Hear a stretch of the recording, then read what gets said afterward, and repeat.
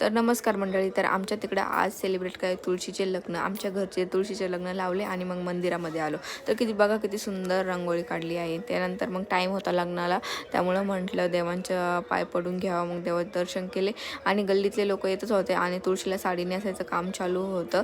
त्यानंतर मग एक येऊ लागलं. एवढं सुंदर दिसतं यार मंदिर. आता सभा मंडप पण झाला आहे आमच्या मंदिरामध्ये. खूप छानपैकी मंदिर ठेवतात माहिती आहे का, मेंटेन ठेवतात मंदिराला. कचरा वगैरे काहीच नसतं तिथं. खूप छान असतं.